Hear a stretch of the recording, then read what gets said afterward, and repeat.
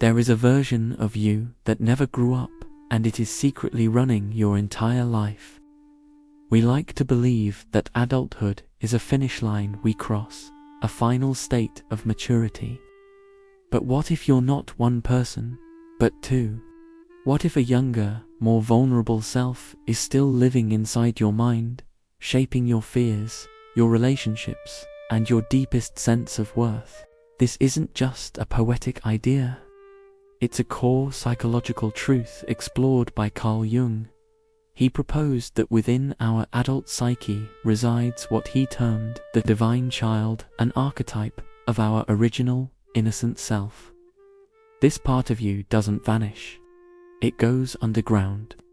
It hides in the silent corners of your subconscious, waiting to be acknowledged, and its unmet needs become the invisible script for your life.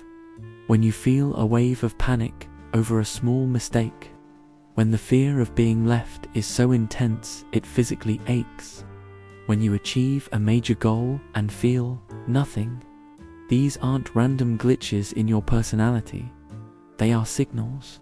They are the voice of that inner child, speaking a language of old wounds and unmet longings.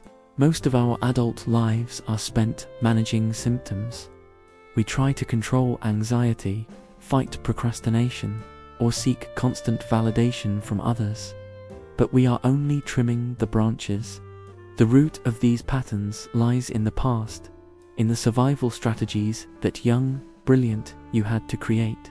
Maybe you learned that being quiet kept you safe, or that perfection earned you a moment of praise, or that your needs were a burden to others. Jung called the process of reclaiming these lost parts individuation, the journey toward becoming a complete, integrated self. This isn't about fixing what's broken.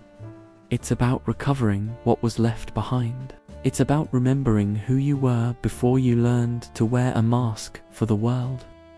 Your greatest journey is not forward, but inward. Think of your mind as a vast, uncharted territory. The inner child is a vital landmark in that terrain. When you ignore it, your adult self becomes disconnected, navigating life with a faulty map. You keep ending up in the same emotional dead ends. But when you befriend it, your entire internal world begins to reorient. You find new paths. So, how do you begin this reconnection? It starts not with a grand gesture, but with a simple shift in attention. The next time you feel a surge of a seemingly irrational emotion, shame, rage, a deep sadness, pause. Don't judge it or push it down. Instead, get curious. Ask gently, how old does this feeling make me feel? You might be surprised. The answer is often a single digit. That is your inner child present in that very moment, reacting to a modern situation with an old, outdated defense. In that pause, you have a choice. You can react from that old place, or you can respond with the wisdom and safety your adult self can now provide. This is the essence of reparenting. You become the guardian you may have always needed. When the critical inner voice says, "You're not good enough," you don't have to believe it. You can answer, "I hear you, and I am here now. We are safe."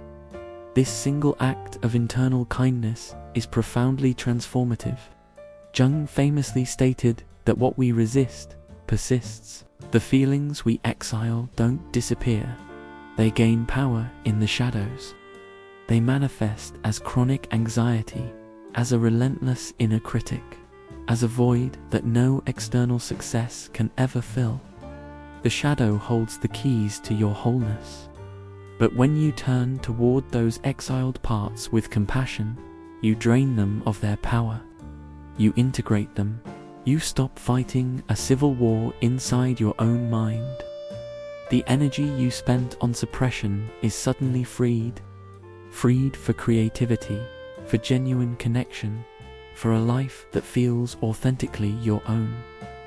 This work is not a linear path of progress. It is a spiral. You will revisit the same themes, the same tender spots, but each time from a place of greater strength and understanding. Some days, healing will feel like a quiet dawn. Other days, it will feel like falling apart. But this falling apart is not a failure. It is an unfreezing. It is the old structure making way for something new and more resilient. Imagine this. You're driving home, and a song comes on the radio. Without warning, your eyes fill with tears. This isn't a breakdown. This is a breakthrough.